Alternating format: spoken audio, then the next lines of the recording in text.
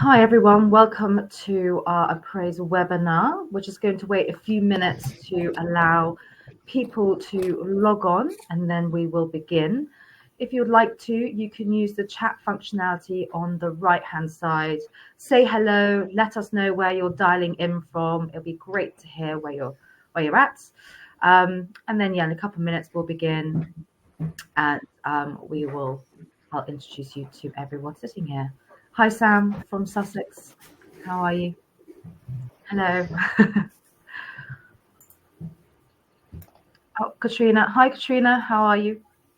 But yes, if you would like to throughout the webinar today, you can ask any questions via the chat functionality and we will look at those questions and present them to the team at the appropriate time. So do feel free to say hello, let us know where you're dialing in from, and throughout the panel discussion, as well as the product segment, you can add any questions you'd like to the chat functionality, and we will look at answering those for you.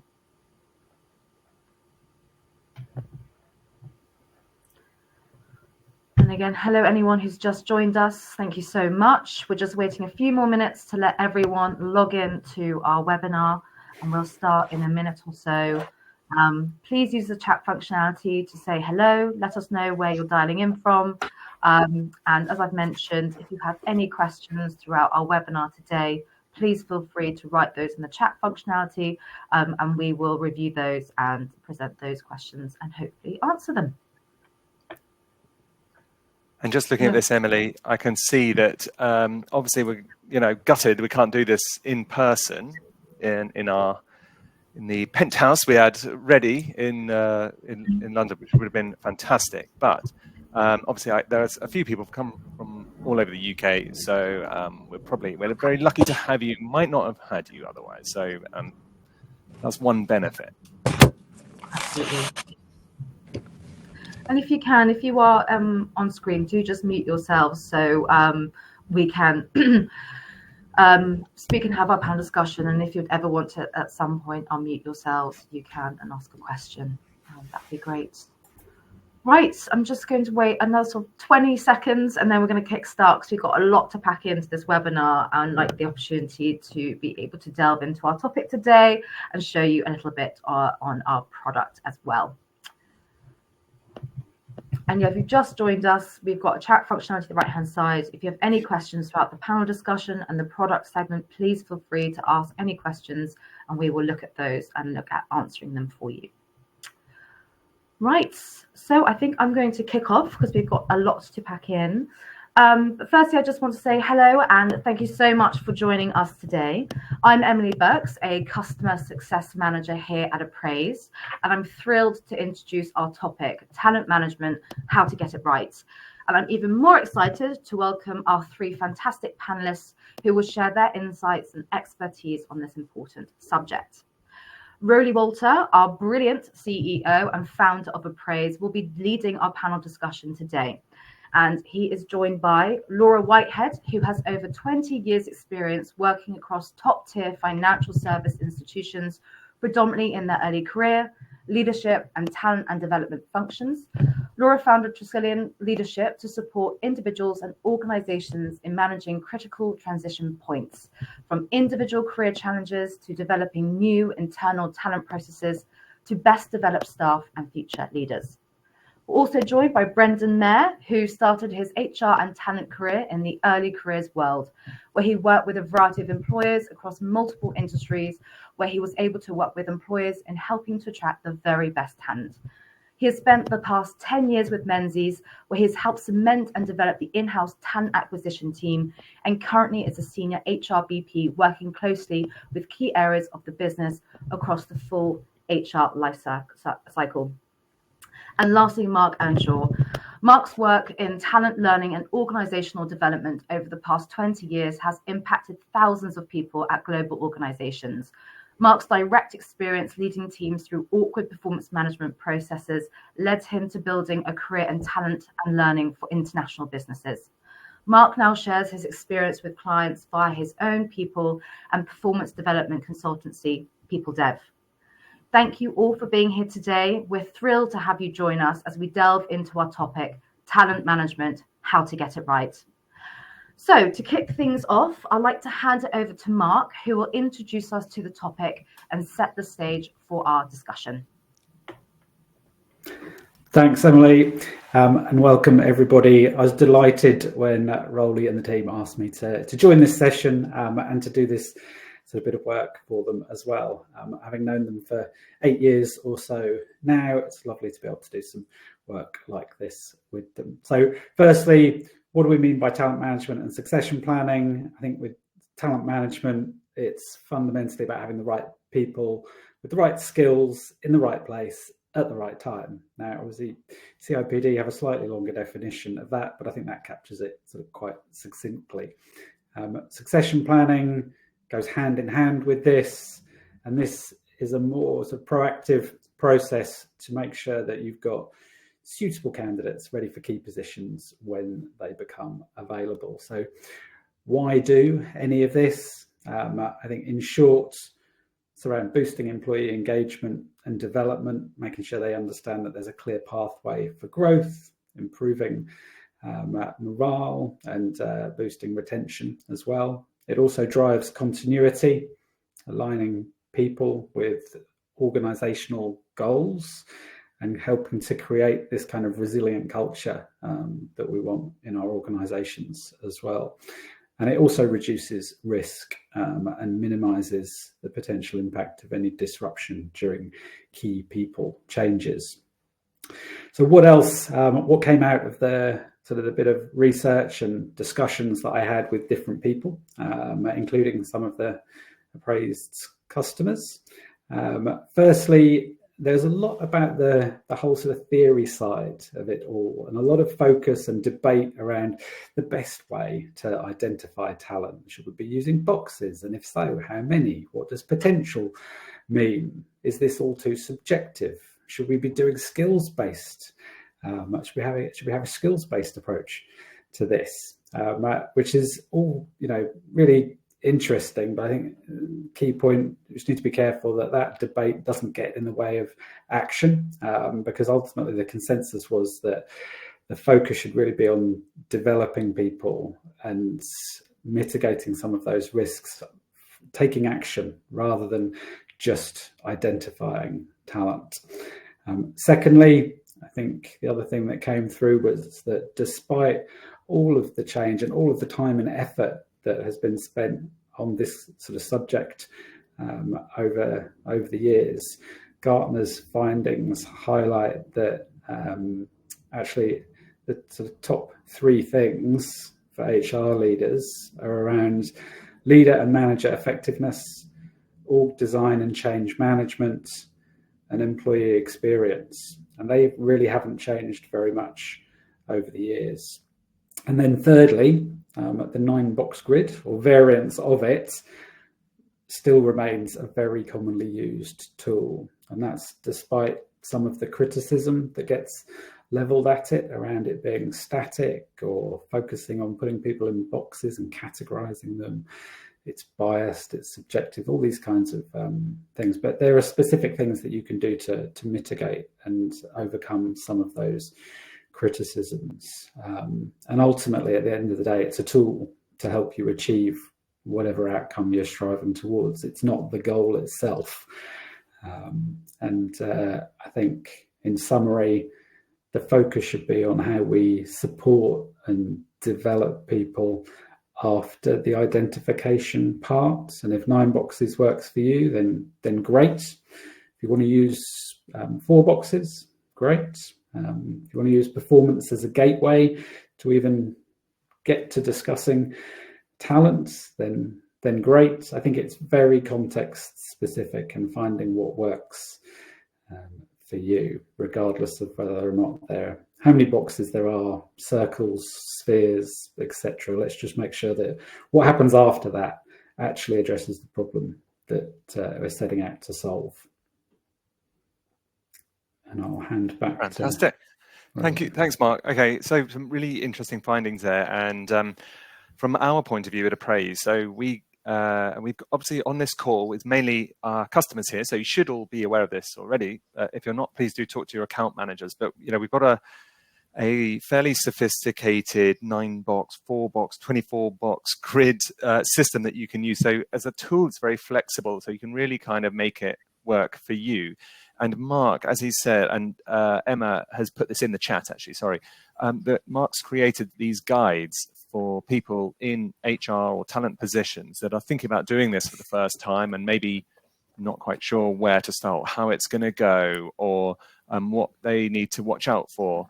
So Marc has provided those guides, and we've added them in the links section as well, under apps in Livestorm here, but you'll also get them over email later. But one of the things that, Marc, you and I were talking about when we spoke previously during your research phase was just about, you'd spoken to some of our customers, and I've also obviously been talking to potential new customers as well. And one thing that I've really noticed is that I think in the past this was seen as a sort of an enterprise sort of activity that you might only do if you had thousands of employees, or you might do it, that you might need a process if you had, thousands of employees, but kind of smaller organizations, maybe it was less relevant. But actually, that is really not what I've found at all. And we're seeing companies of all sizes, from sort of 30 people upwards, saying, okay, and we also want to manage our kind of talent pipeline. We want to make sure that we are framing these discussions in a way that's understood across the business, and that we're kind of making sure that we've got succession plans in place, and so on, so that we know that we've got a really kind of fair system that's being applied to everybody. That's going to help us all kind of move forward. So that was one of the things that I thought was particularly interesting from your findings. That's certainly what we're trying to do here at Appraised, is take some of these kind of enterprise level things and bring them to all sizes of organization. So thanks very much. And I think we'll come back to you, because I know you, as well as doing the research, you've also got a lot of interesting anecdotes to say about your own experience of implementing this as well. But maybe at this point we'll switch to you, Brendan, if it's all right, because when we chatted earlier, I think, you might have a slightly, well, let me just ask you straight off, what's your view of the talent management process, and in particular, the 9-box grid that I know, a lot of people talk about and wonder if there's still a place for it. What's your view? Thanks, Riley. I mean, in sort of two parts there. I mean, talent management for, I suppose, our business and our industry is exceptionally vital and important. I mean, the sort of the talent market is extremely tight within professional services, accounting, finance, and things like that. So, in order to kind of look at the next generation of leaders, and we work on a partnership model. So the partners started off as trainees, as graduates, as school leavers, all back in the day, and they've sort of gone through this sort of career steps and the different sort of structure over the years. So, the 9-box grid, I think, has been quite revolutionary for our business, really. So we only introduced it probably about 2 years ago, once we brought Appraised on board. And it's really helped us structure those conversations and really helped to, I suppose, kind of streamline our appraisal process through Appraised and the different sort of process going on there. But yeah, I think personally, I've always been a fan of the 9-box grid. I think it adds a lot of value. I think that's where you can have the good quality conversations. Yeah. Okay. Can I ask you, what was it when you started doing this process, or started doing the 9-box grid? What was what was it that you were really hoping to get out of it? How did you kind of sell the process in? I think for the partners, they really wanted to see the value that it could bring to the organization, because beforehand, how were we sort of rating our sort of individuals and our sort of staff? So, the 9-box grid kind of helped put it into context in terms of where the potential is, where people, because we have a lot of high-performing individuals that are not always going to reach the very top of the career ladder. And that's okay, because we need different kinds of professionals at different places throughout the entire organization. So we needed to manage their career expectations properly. And the 9-box grid was really well suited to help us structure a lot of those conversations and manage career expectations as well. So far, so good. Okay. And one of the things I think that's possibly unique, I don't know, but is just that you are very transparent about the 9-box grid process and each individual's place on it. Yes. So how does that go? Well, it was scary at first for the partners within the organization to really understand the value of being transparent, because I think, the way that us as an HR function kind of pitched it to the business was that, you've got the one hand, you've got the people management view, so how they're sort of rating their people, where do they fit within their grid. But then those people managers were having they were part of the same decision-making process about the people that they were managing. So they were already aware of the 9-box grid. It was more the sort of junior ranks that kind of needed to get used to it. But they are going to be people managers of the future. So we need to buy them into the process and really, I suppose, buy into why it is the right method of talent management in order to manage those expectations. So we went on a huge education piece, really. So big road shows, sitting in front of staff, doing webinars like this as well. And I can tell you, it wasn't plain sailing. There was a lot of pushback, especially when you have those sort of appraisal meetings and, the people managers are saying to their individuals, this is where you are currently in the 9-box grid. But doing the message is one thing, but it's articulating why they're in a particular kind of segment of the 9-box grid, which is really important. Because where we sort of place people in the 9-box grid is moderated by at least 2 other layers before it even gets to conversation. So there's been a lot of careful thought, the reasoning behind that, and it's the responsibility. And we empower those people managers with the information to say, this is where you are right now. This is where we'd like you to be. And this is how we think you can get there. Yeah. Okay. Can I just ask Brendan a question as well, actually? Did you find that you had most pushback from the sort of the managers, and that the individuals were actually really open to it? Or did you not see much of a difference? I think people managers were quite scared of the potential conflict that could come out of, saying, hey, I think you are in the left-hand column for underperforming. And they were scared that the people were going to sort of argue against that, which is strange though, because the kind of conversations that we empower our people to have with our clients is about having challenging conversations. But when they sort of have it with their own people, they tend to kind of take a step back sometimes. But the way that we have helped them kind of get over that is really to sort of arm them with how they need to deliver the message. In terms of pushback from the actual staff population, it's been quite minimal. Don't get me wrong, there have been some sort of challenging, and before we sort of get to that, some moderations have sort of happened before those kind of things. But it's our responsibility as HR professionals to challenge the business to say, well, if we're not setting this person up in the right way, we want them to succeed. You're potentially going to put them in a position where they're going to fail and may go down a performance improvement route. We want to avoid that, obviously. So let's be honest, let's be transparent about it, and let's help them in terms of where they are right now and where we need them to get to. And I think that's actually helped our business manage performance better over the last 2 years. So overall sort of performance management techniques where people managers feel empowered and they actually want to do it. And it's nice to see that enthusiasm and that appetite. Sometimes it's not pleasant conversations because we've had sort of pips and kind of things like that, but that's not a bad thing because we've managed to lift some people out of bad or poor performance into satisfactory performance. It doesn't always work out like that, but in a very highly competitive industry where our people charge their time, you have to be effective in terms of what you do and delivering the very best service and solutions to the clients. So I think it's been great. It's been, I've really enjoyed to see how the business has grown over the last 2 years, kind of living these practices. And that's been a delight. Amazing. Okay, well, we'll come back to you, I'm sure. But Laura, let's hear from you, because I think you implemented this in the banking sector, right? In a very, very kind of fast-moving environment where people tend, I think in the particular area that you worked, people are often not shy with feedback and views. But I think you implemented this in a different way. So can you tell us a little bit about that?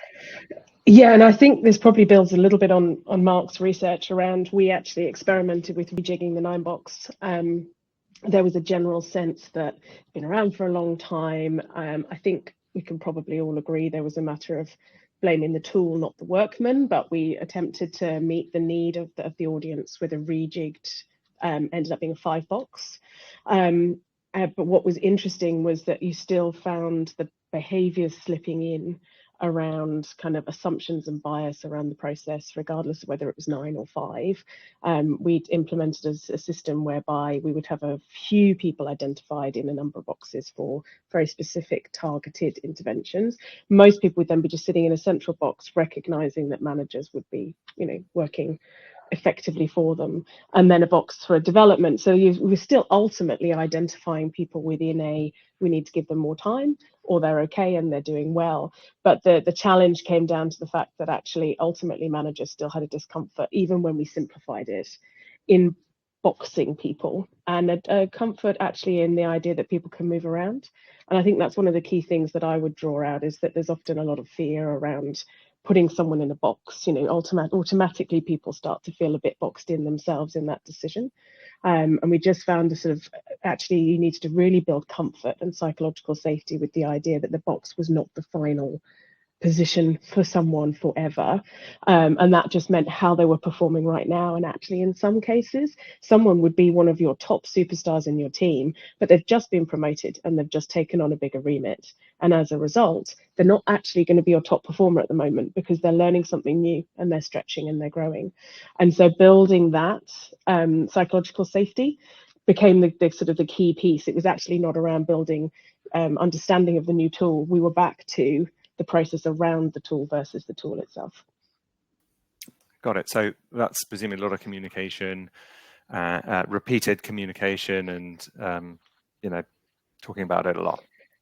I think it's communication, but I think it's also trusting to the process. So to Brendan's point, this isn't going to something that people are going to get comfortable with overnight. It's going to be a 1, 2, 3 year process with the same managers, hopefully, to build their comfort and their space within that. But it takes time. And if you have churn, it can obviously, you're almost starting again each year, depending on the tool. Okay. And what about the managers who went through this process? So who, perhaps had never done it before, never been asked to do this.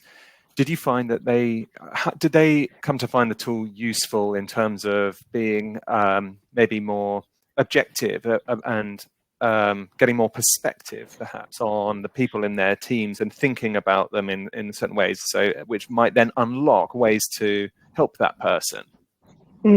I've operated with 9box over a number of industries and businesses, and what you always see is the soft influence of an exercise like this. Even if you don't get the perfect end outcome, just by making your manager sit down and take time to look at who they have, and give even just a nominal amount of attention to how someone is performing and what their potential might be, has other knock-on aspects to how they consider who they've got when it comes to thinking about nominations of development programs, when it comes to thinking about new opportunities. So there's always value in the exercise, even if you might not hit that nirvana of the end state of everybody being in the right box and being identified for all the perfect things. Awareness raising, particularly in industries where people are actually so busy and so time pressed, people leadership gets pushed to the side of the desk. It's always useful just to remind people who they have and all the talents that they bring. Yeah, got it. Okay. And what about, did you find any trouble with sort of exceptions? I think when we spoke last year, we talked about the rainmakers, or, people who don't fit into the boxes. Yeah, and I'm interested to Brendan's point around, they are, you've got these people and they have a job to do and they really need to kind of, produce for their business. And I think that's something that you definitely run up against within different industries, is this idea of how do you put some of your people in a box? And how do you recognize the fact that actually, leaving aside discussions we've probably had to have around key man risk, they do have some people in some roles that are ticking along, that have been doing them for a long time, that are specialists, and actually they might, they are high potential in their field and they're high performing in what they do, but they're not necessarily your future leader. They're not necessarily the person you're going to push through. So there's work that we've done in the past was around how do we recognize those people and give them growth without necessarily saying they're going to be the CEO someday, but we need them in our business and we need to keep them reflected as such. I'd also reflect on the fact that I think for a lot of organizations, the challenge is how their talent overlaps with remuneration and regulated environments. If you are giving someone, if you are rewarding someone for the work that they've done, where does this feed in? Are we saying that actually if there's someone is moving around the grid, are you going to get challenged on the bonus that you're giving them at the end of the year? I'm not saying that's right, but I think often organizations merge all this information together. And sometimes we need to separate talent and what we're doing with our people from how we're rewarding them. But managers have fear of those two overlapping. So building trust through that continued conversation and that iterative process with them, that by saying someone needs a bit of help, that doesn't mean you can't reward them. That doesn't mean you can't use REM to retain them, which fundamentally in a lot of revenue roles is what does happen. Yeah. Okay. Marc, I was just going to ask you, if you did any work on the kind of relationship between 9-box grid or other kind of talent metrics and pay, and how you get the communications right on it, and so that people don't have that kind of fear of unintended consequences when they're giving ratings and things like that. Yeah, I think this, and it connects to the wider kind of piece of the puzzle, and links back to some of the points made around transparency as well, because I've certainly found that people, especially some of the more junior staff, want this kind of transparency. They want to be able to see what the organization thinks of them, where they're at on a scale, be that a rating or some really accurate kind of descriptors, and then what that means for them and their development, so that they can see a path through, and the connected piece around what that might mean from a pay and remuneration perspective as well. Yeah. But I was going to share one kind of really, I guess, tactical example of where I've seen this in action, and it goes back a few years, but we'd grown a lot as an organisation at the time, and we'd been through this kind of exercise, and we'd been able to identify, using Appraised, who was sort of potentially ready for the next role, who the high performers were, and that, as the organisation had reached a size where you didn't know who everybody was anymore. Used to know, you could kind of almost look across the desks, the office, virtually at least, and see where everybody was, and you kind of knew everybody. But as we'd grown, we'd lost that kind of line of sight. And so as we expanded into new regions, we had this kind of data to hand to say, well, we know these people are ready for a move to this level. We also know a bit about their aspirations and geographic mobility and so on as well. So being able to connect all of that and then see what opportunities we could potentially sort of proactively approach people about internally to support our growth was one just sort of very tactical example of where it came in very, very useful. Yep. Okay, cool. And by the way, Brendan and Laura, do jump in anytime and ask Marc a question or each other. One question I've got for anyone is, there have been many discussions around how you measure performance and many different views on it. But what about potential? What do you guys think about that? And just to chip in there first, Marc, you and I have obviously been working on a framework where we've got, which we're going to show everyone later, where we've got a number of questions that we're asking the manager to assess, and you get a sort of combined, it considers 6 factors that then get combined to try and give you some kind of position on a scale. I was just going to ask Brendan and Laura if you've had any discussions about that, whether it caused any arguments. Did you have your sort of calibration meetings where everyone's saying, well, hang on, maybe it's this, maybe it's that? I think it's safe to say that potential is often in the eye of the beholder. Having, I think, to the work that you're doing around, let's define what we mean as potential.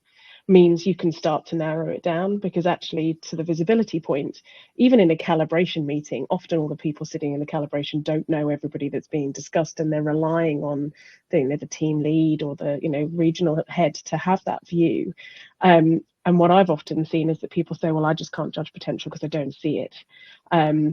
So my challenge to companies is always, how do we define potential versus not what you can see? So it doesn't have to be, particularly in these hybrid working days, that someone's next to you and you see them operating, and that nebulous, intangible potential is visible through who they are.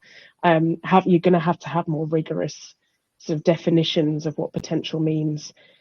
Also, obviously, to challenge and make sure that, from a DEI perspective, you're not allowing the loudest, whitest, usually most male views to come through and look like potential because they're the noisiest in the room. So moving potential from that eye of the beholder, the visibility, is probably the biggest challenges. Brendan?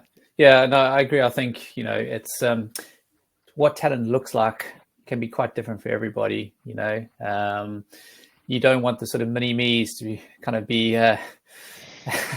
replicated across the entire sort of business stream. So I think, it is the responsibility of various individuals across what we call our sort of operation functions, so L&D, HR, all across that board, who work very closely with the business, to kind of say, okay, what does talent look like to you, your team? What are you expecting in terms of a high performer, and for that next generation of leaders to sort of come through? Because individuals may be very good at what they do, and that's great, but are they, what does the above and beyond kind of look like? How does that sort of manifest itself? Are they living the values of the firm? Do they align to the commercial goals? Are they sort of looking to kind of have the bigger sort of picture in terms of the sort of client delivery and kind of things like that? So I think certainly within our business, it encompasses quite a few different things. And a partner may kind of say, this individual is great, I can really see them being sort of senior manager, director sort of one day. And it's our responsibility as HR professionals, and we challenge them to say, okay, so why is that? Where are they today? Where are those sort of development points? And then from a DER perspective, 100%, it's so important these days, because the traditional sort of accounting practices, sort of white male top tier down, it's taken us years and years to break a lot of those barriers down to kind of funnel through different sort of talent. And especially these days, we're looking to definitely tap into the social mobility angle of our future talent as well.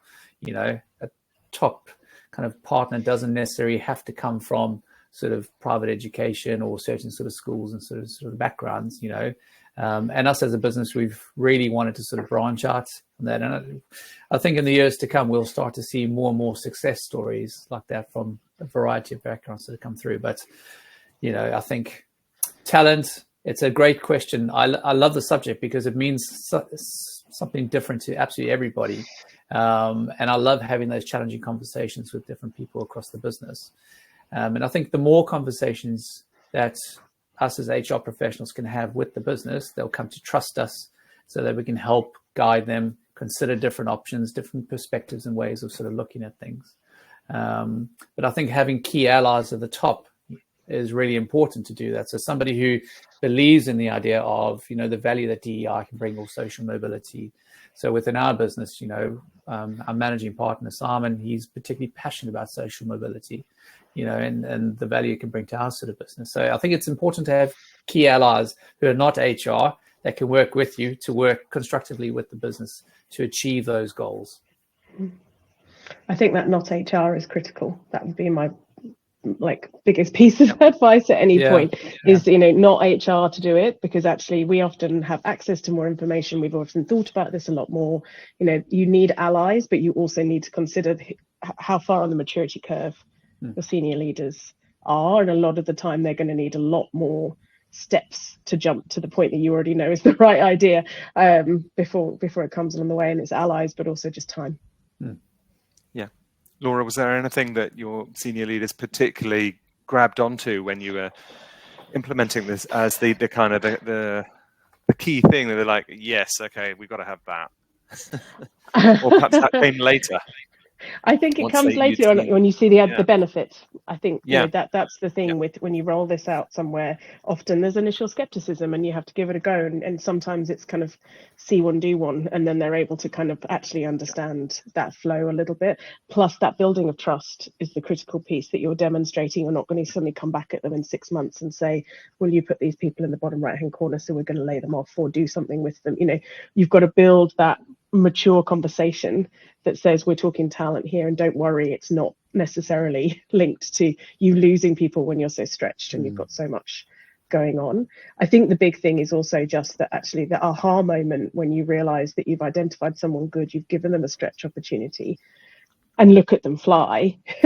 Suddenly you've got, that people are on board, their minds are changed, they have to see it in action beyond the exercise itself for that real sort of, certainly my experience was that senior leaders needed to see it worked, but you've got to get them to do it to see that it works. So that can be a catch-22 sometimes.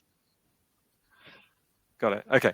So sticking with the perspective of the individual, actually, what when it comes to things like development budget, we talked last time we spoke about, maybe how do you distribute that perhaps around the people who are in different kind of areas or stages in their growth. Did you ever do any work around that, or was that a conscious thing, or would you tackle people in the kind of extremities more than the people in the middle, perhaps? Yeah, go for it, Marc. I'll jump in and just say that as part of the kind of the research to this, a lot of the official guidance or what you read about in some of the sort of studies and approaches suggests that you spend, the vast majority of your budget on those few people in the top right-hand corner. But actually, through the conversations and discussions, that's not really borne out, and people don't like that approach at all. And this is one of the areas I think where people have a preference to be much more inclusive in their approach to supporting people's development, and sort of spreading that budget around according to the need. So that was what kind of came through in reality from the conversations. Yeah. Anyone else? Any other views on that, Brendan? Yeah, I mean, for us, I mean, we've got a very big L&D budget. Such a highly regulated industry. There's always something new in terms of new legislation or new skills or the way to sort of approach different sort of advice that we need to be taking. So our L&D and training budget has to be evenly distributed across the board. And we actively encourage all of our staff to upskill themselves, both from a technical perspective, but equally, probably a little bit more importantly, from a soft skills perspective as well. So, we don't make a physical product. It's about how we engage with our customers and our clients and the relationship building and, being those sort of key sort of advisors to them and their sort of businesses. So, everybody's got their role to play. Every now and again, I think in terms of probably time spent, is probably spent more with the underperformers more than anything else. But certainly from like a budgetary perspective, we have that sort of inclusive kind of approach to it because everybody needs it and everybody requires it and everybody gains the benefits of that.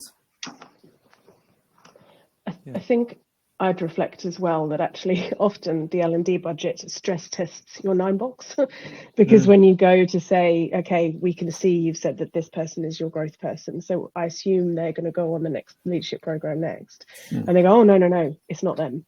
It's this person over here. And so that holistic element of not just doing this in isolation and realizing the different areas that this can knock onto and kind of, prompting managers in that thinking is really important. And that comes with the maturity curve.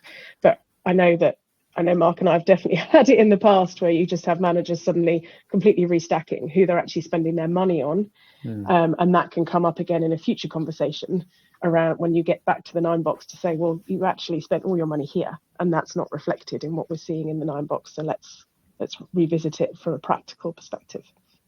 Yeah. And our flagship sort of talent management program within Menzies is our career sponsorship program, and it's designed around individuals in the firm sort of having a sponsor, so somebody who's not too close to them in terms of the day-to-day and has that sort of kind of neutral perspective.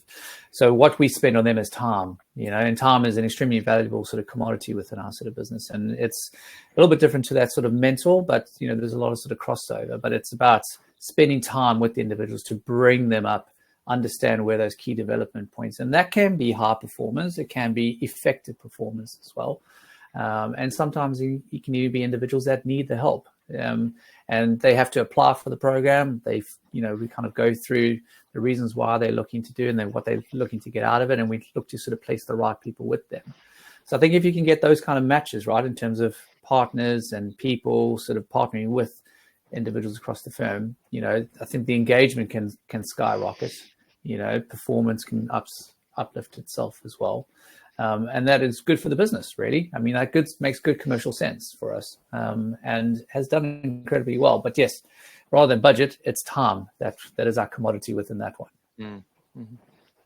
Okay, actually, that feeds into a good question here from Sam, which is how do we make sure people aren't just put into boxes, but it turns into quality actions and conversations? So that's what you want, right? You want some action to come out of it so that everyone gets the benefits of this. And if we're saying helping managers to be more objective about how they think about their teams, and that kind of unlocks ideas about how to support that person best, or where they might be interested in moving to, or going what direction to pursue in their career or whatever.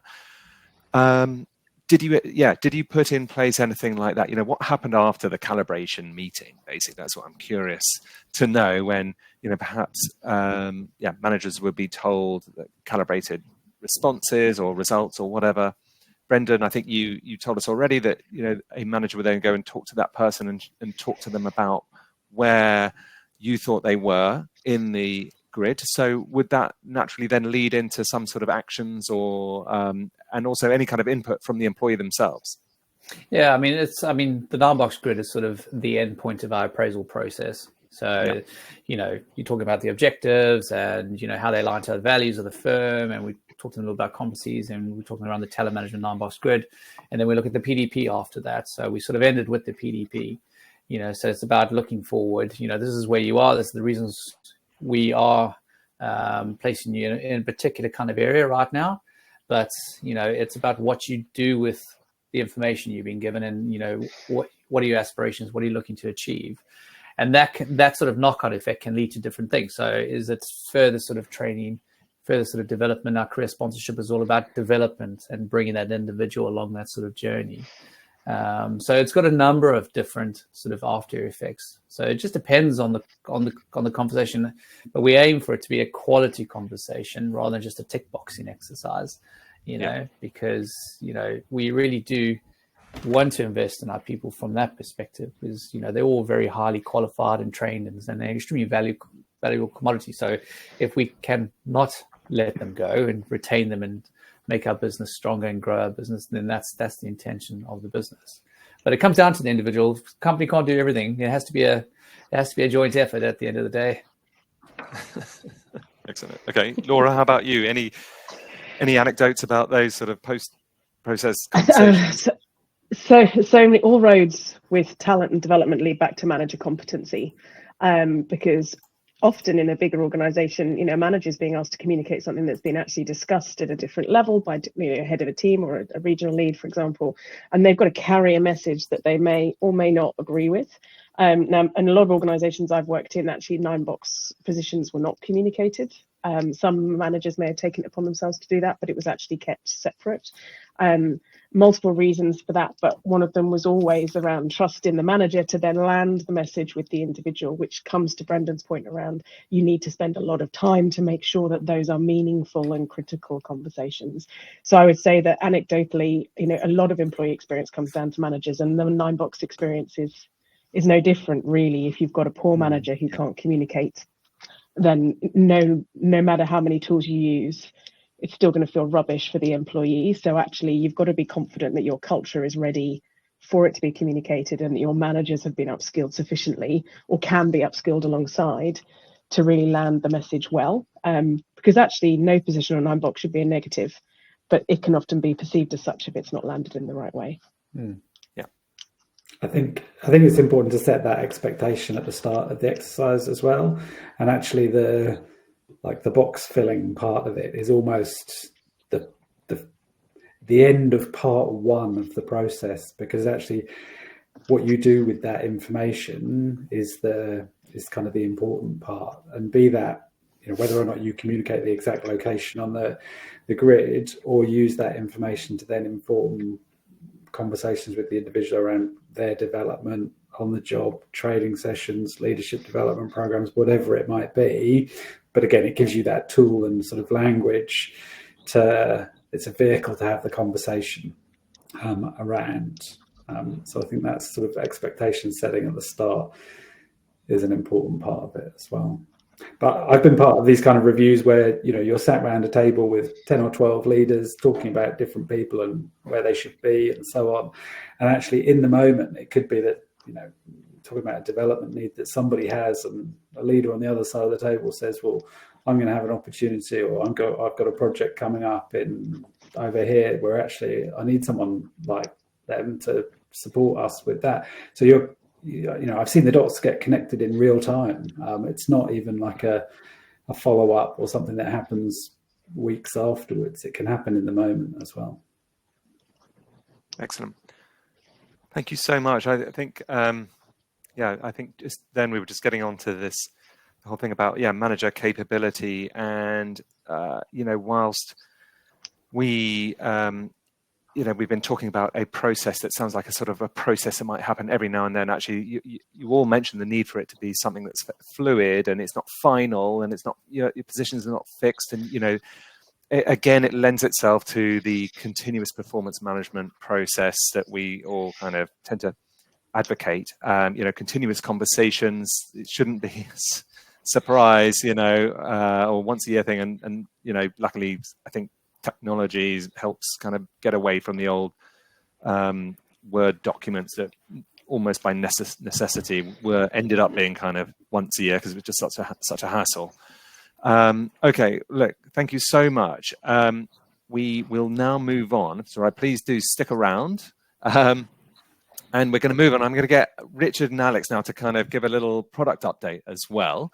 Again, I'm going to reiterate to everyone on the call that it's such a shame we can't do this in person, because I'm sure there are 41 people on the call who would love to ask Brendan, Laura and Marc more about their experience and your research that you did and so on over a glass of wine or something like that. But sadly, you can't do that. But please, everybody, do send in any questions that you would like. And if we've got time at the end, we'll tackle them. And obviously, we'll send around contact details as well so that you can talk to each other. Okay, over to you, Richard. Thanks, Rowley. Hi, everyone. As Rowley mentioned, we're going to go into a bit of a product demo now. So this demo will encompass the questions that were referred to earlier that Marc's been working on to help identify and conduct that talent management assessment. It's also going to show some new features that we've been working on around the whole area of calibration. So we've heard a lot about calibration and what businesses do with the initial ratings that managers provide on the 9box grid or otherwise. So we've been working on a tool to allow you to do that a lot more easily through the platform. The way we've set this demo up, it's a sort of sample year-end review with a sort of performance and talent assessment that uses our calculated score functionality to generate a 9box score and then goes through to calibration. This is a sort of single combined review, but many people may decide that the talent review happens at a separate time to the performance conversation, and we support all of that as well. Alex will go through the demo now, but you'll also see a few other little features that we've included in the demo, such as sections of reviews that are hidden from the employee, calculated ratings, as I mentioned, mandatory questions, 9box grid, and lots of other things. It'd be really great to hear your thoughts and any questions that you've got at the end, but for now I will hand over to Alex who'll run through the demo. Thanks, Richard. So yeah, exactly as Richard said, we're going to run quickly through an annual review for one of our team members, have a look at what that looks like and some of the functionality in there. I've actually completed quite a lot of this review, so we're just going to go in and finalize it off. Of course, we have our normal review process. We can see that we're at the manager stage. A new feature that's out as well, just to mention, is Outlook integration. A lot of businesses use Outlook. Please do turn that on. I think it's proved to be very popular, and you can set your meetings up from within Appraise now and link to any Teams meetings or anything like that. Alongside that, we've got our 3 sections. Now, of course, this is probably a cut down form in comparison to what a lot of people would have, but I thought I'd just show off a few of the things. So we're collecting some strengths from the previous year. How does Aaron think he's doing? How do we think he's doing? Aaron's rated his objectives, and so have we. And then we have some skills or competencies that are set by the business. And we're asked to rate against them, much as you would see in a lot of annual reviews. One of the things that we've done at the moment in this review is create a calculated score. So instead of asking outright, what's the performance for Aaron, we're actually using those different ratings throughout the form, both on the objectives and on these competencies, to try and take away sort of a put this person straight in this box bias and let their work sort of speak for themselves. So in this case, if we were to choose, say, exceeds expectations, we'd end up with exceed expectations, but if it was meets expectations, that would then sort of average out to meets expectations. So that's an example of the kind of automated calculations we can do. We can do more, see some of those later. The next section is about the future. So of course, setting objectives for the next year, identifying development areas that you should focus on, why you should focus on them, and also a chance, as Marc mentioned, for the individual to talk about what they want from their future. What kind of role progression are they targeting? Which office locations or would they be interested in moving to? Of course, you can ask more questions as well as needed, and you can report on all of these alongside succession planning sort of questions. So this is something that's just available for the manager. I'm Jenny in this case. These won't be visible, but obviously all the previous ones were visible to Aaron. So we could say something like, he's ready in the next few months, he's doing very well, he's ready for finance manager role. Some questions about leaving risk and other questions about what that risk looks like for the business. Criticality, why it's critical, these kinds of questions, and we'll be making this template available for people to base their forms off as well. In the next section, we then have a talent management section. So this section is fully hidden from the individual, not just specific questions in it. And here's about measuring potential. So as we said, Marc's done a lot of work and investigation into how can we try and take away some of the bias around potential? How can we set up questions to prompt managers in the right direction? So there are 6 questions that we've created here. And as we go through and answer them, what we do is we sum them all up, and based on the total out of 5 for each one, bad to good, we then end up with a potential score, much like we saw with the performance score before. And again, of course, that is reflected on what we choose. And then finally, we're using those 2 scores to place an individual on the grid. So here, they're medium performance, high potential, and if we were to choose medium potential, would see them drop down into the core area. Of course, this 9-box grid is something that Marc's very kindly put together for us. We think it's really great, but you know, much like Laura said, maybe 9 boxes isn't right for you. Maybe 5 is, maybe 25 is. We can support all of these. You can customize them as you see fit. You can change your scales and definitions, and the combinations of scores or calculations that go into who sits where. And obviously, if you don't want to do it based on calculations, we have our normal grid type question where you can just ask the managers to go, we suggest this is the right one, but use your instinct to put them into the one that you think best fits. So once you run through all of this and you get the managers to input this data, what can you do with it in Appraised? And we really wanted to make this as fluid as possible, as good as possible. So obviously, our normal reporting stands out, but most people will go through a calibration process. So we've built a new calibration tool to help support what that process looks like. Let's have a quick look at it. So if we head into the Administration Center, this is our new Save Reports page where you can design and save your own reports for Appraised. It's currently in beta. It's open. If anyone wants to join it right now, please contact your CSM. But it'll be coming out for everyone pretty soon as well. So you'll start to see this in your systems as well.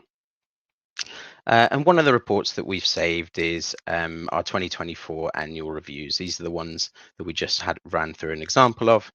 If I click in and have a look and see what's the state of all those reviews at the moment, and you can see that the one we were just completing is ready for review. I should have submitted it. And actually there are one or two still remaining, and in this case Kieran who's the reviewer, happens to be on sabbatical, so we know this review is not going to go any further. Let's go ahead and calibrate these reviews. Time pressures, we can't always get a rating from the managers in time. So yeah, come in once again, you can check what all the scores are for all the individuals, and when we're ready, as I said, we don't need Kieran's response to start calibration. We can do that and start calibrating. One of the interesting things I think is visibility. So Brendan was speaking a lot about, do you make these things visible? Do you not? Our calibration tool will work whether you've hidden the section with the ratings in or not. So if you want to be open about the different scores, that's fine. If you have a more closed process where you keep those ratings just for the managers or HR, we of course support that as well. So we now have ratings that are ready for us to calibrate. So I'm just going to rating. And what we get is a nice drop down for each one. So you can see that we copy the manager rating, but of course you need to be able to change it. So we maintain what the reviewer provided, but let you, as during your calibration meetings, adjust. So Kieran wasn't available to provide one. We go through a discussion, and actually he fits well. The reviewee fits well into. He fits well into the core box. Of course, you can do things like we can sort on, just have a look at our underperformers. Maybe we want to have a look at the top boxes. But I think one of the nicer things we've built is the ability for you to have a look at this in a visual fashion. So you can have a look at a plot of everyone across the business. If you're a much bigger business, you'll have a lot more names. So we let you filter down to maybe you do department by department. You can, of course, use our filter tools to do that, or region by region, manager by manager.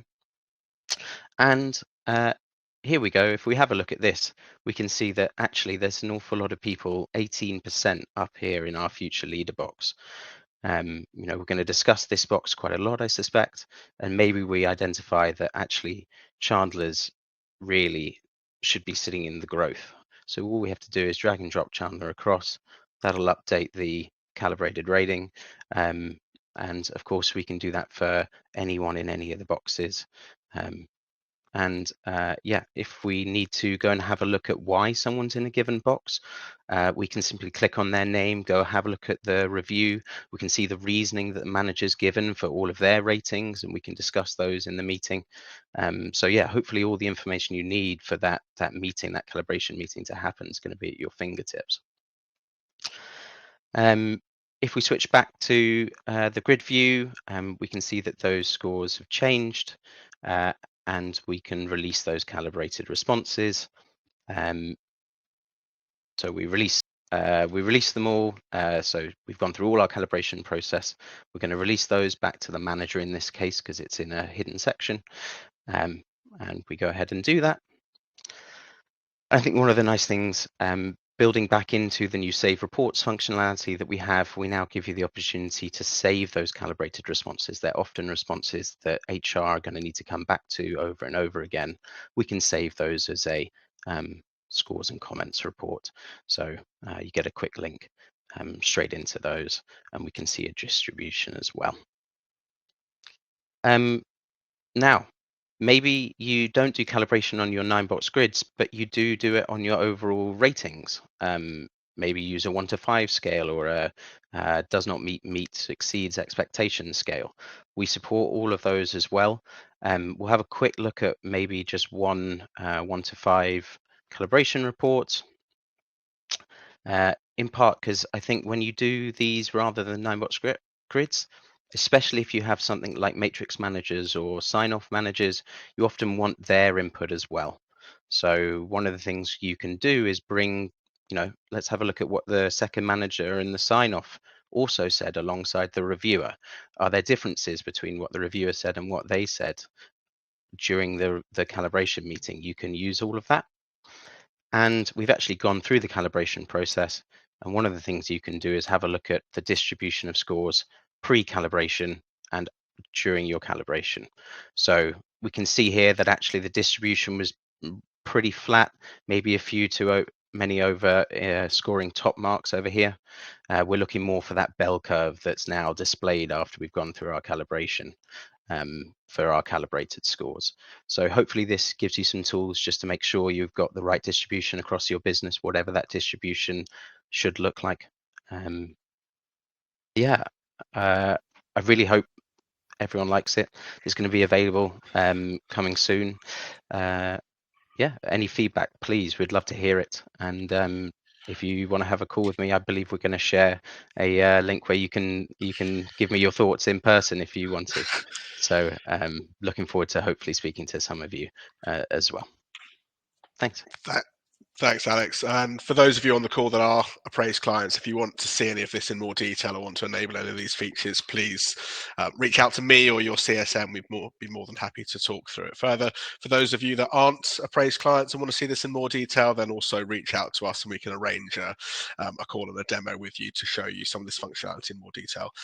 Now hand over to Emily, who will close out the session. Unless there are any comments or questions, please put those in the chat and we will address those.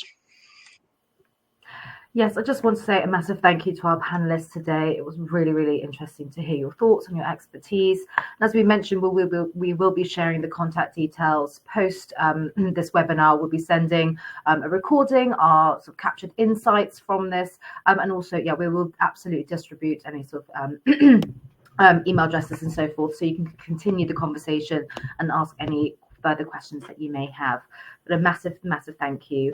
You can also actually in the app section in Livestorm, you can click apps and links to download the fabulous guides Marc has written on the subjects. So please feel free to download those too.